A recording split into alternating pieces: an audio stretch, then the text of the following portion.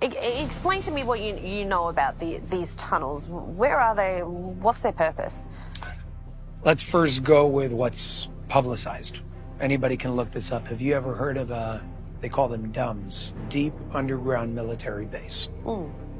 Public knowledge, they're deep underground. Like bunkers and things like that as well? Yeah, but in many cases connected as well. Okay. So underground cities, underground, forts, underground, whatever it may be, for storage, for technological developments, for whatever they want to do down there. Maintaining, society if there's a massive bomb or something like that. Yes, so deep underground military bases. We know that publicly. Now take that to the next level.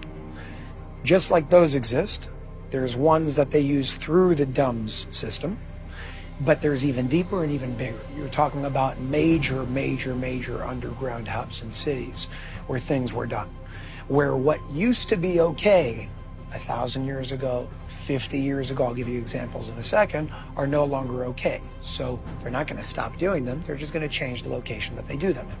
Go to the Holocaust, Dr. Mengele. Dr. Mengele was famous for going and ruining children for science, doing horrible things to them. Now that so-called stopped after the Holocaust. It didn't. They still do those things underground, and it's not just to Jewish children. So you're not really just talking about tunnels for transportation. You're talking about like cities, towns underneath the ground. Cities. So for example, Portugal, I believe Melbourne, and there was one more place, I believe it was in South Africa. Those 3 locations are the main hubs of where they do things. It's not just a government thing. There's the government, and then there's the dark government. The dark government, some people in the government, ex-presidents, vice presidents, things like that, are a part of it. Kathy O'Brien, she's a dear friend of mine. She was a part of a survivor from Operation Project MKUltra. She'll tell you about all of these. So all those things are happening. You're not talking about just a small network of individuals. So who the hell built these tunnels? Because I mean, like we know how hard it is to build a skyscraper and just to have excavated the ground enough to be able to reinforce it and have a car park. Think bigger. I mean, that's a big deal. So how on earth are they building these massive structures without anybody knowing? Think bigger and go back to ancient Egypt. So you think that they existed? No, I'll tell you exactly how they built them. Okay. There's a technology that they use to build those pyramids. They call it electromagnetic pulsation, and the higher level of that is electromagnetic laser pulsation, EMP and EMLP. Those 2 technologies can do a lot of great things in the world, like they used them back in the day with the pyramids to be able to communicate with other planets and levitate pyramids and things like that.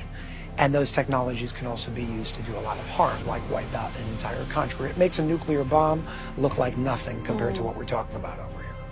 So to be able to create a tunnel that's 1 kilometer wide, that's very long, that's 10, 20, 30 kilometers underground, in some cases even deeper, you're going to need some crazy technology. Right. Because to be able to do something like that, we're not talking about a tunnel where you need to take the stone out and bring it out. No. It is vaporizing and creating the equivalent of like glass. That's how hot we're talking about, how fat. TLS, the way you describe it is that they're a group trying to help the human race, I guess, to improve its situation. Are they doing something now to try and shut down these tunnels or infiltrate these tunnels and shut down the people?